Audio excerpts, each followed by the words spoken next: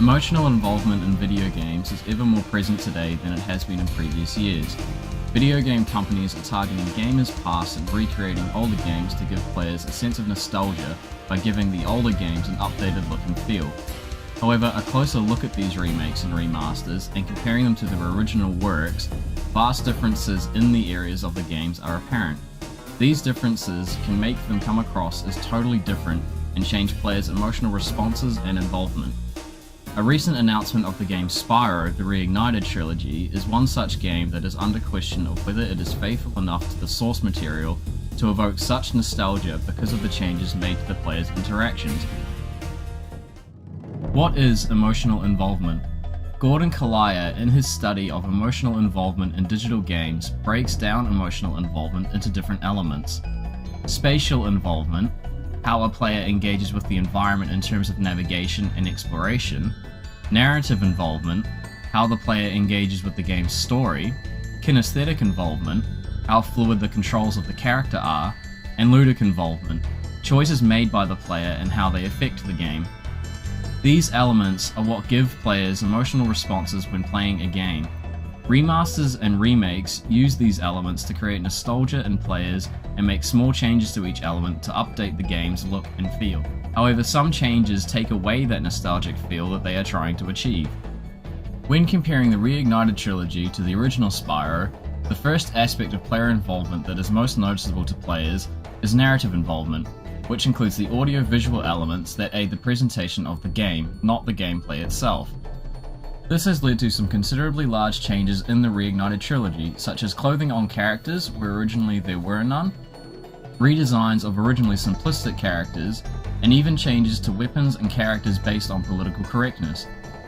These can be things from dialogue readings to cutscene changes, character environment, and narrative design, all things that fall under this category and are usually the easiest to spot when comparing remasters to their originals.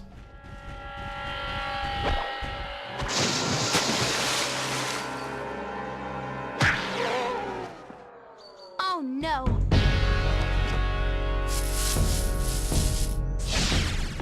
Oh, hello. We didn't get a chance to introduce ourselves before.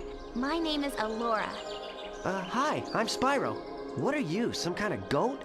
I'm a fawn, you dork. Oh, sorry.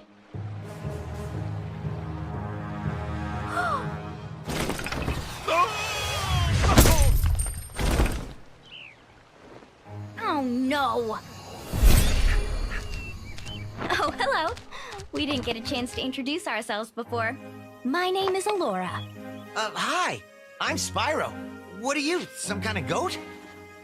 I'm a fawn, you dork. Oh, sorry. Early games with low budgets and even lower poly counts were subject to creative design choices that are no longer required in next-gen iterations. Less noticeable changes relate to kinesthetic involvement in how the player moves around and how reactive they are in the game environment. The original Spyro moves very differently from the Spyro being shown in the Reignited Trilogy. Things like boundary boxes, camera changes, and animation delays are also inevitable variations that come along with remaking older mechanics and new systems of design. Some remakes are being criticized for changing these too much, however. Players complain that the Crash Bandicoot's Insane Trilogy had problems with collisions and jumping mechanics. Resident Evil 2's remake has caused skepticism due to ditching fixed camera positions and using third-person, over-the-shoulder shooting mechanics similar to Resident Evil 4. Spyro from the 1990s moves very different to the Spyro being shown today. How quickly does Spyro jump into the air? How quickly does he fall? Where is the camera positioned in relation to him at all times? How has the model redesign influenced his weight, movement, and reactiveness in the newer version? These are the gameplay elements that aren't totally apparent until the player is experiencing the game. Again, with every little change comes a different version of the game that separates it from its original concept. Spatial involvement is a concept that works very similarly to kinesthetic, but instead of the focusing on how the player impacts the game world, spatial elements relate to how the in-game world impacts the player. This can relate to anything from changes in models, vertex information, lighting, boundaries, paths, and basically anything where the information can be lost when converting it to newer iterations. What you may have remembered from the original may not be completely same in the newer versions, again resulting in a different experience. Bugs and cheats that were in the original are no longer exploitable. Even lighting changes can change readability of elements not important in the original.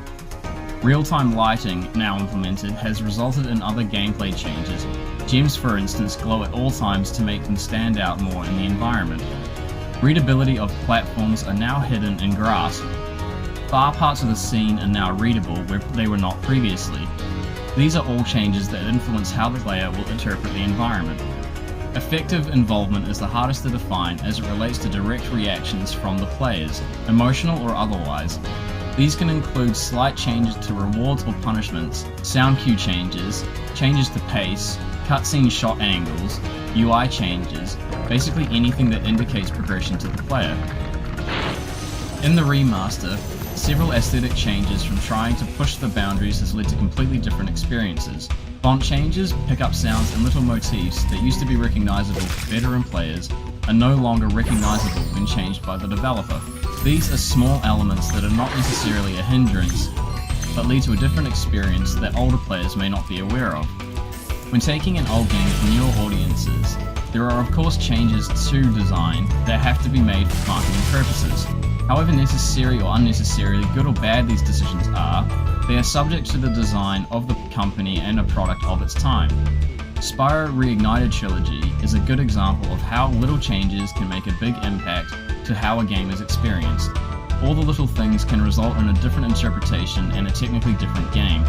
Crash Bandicoot Insane Trilogy was praised for its closest to the original and its take on old designs.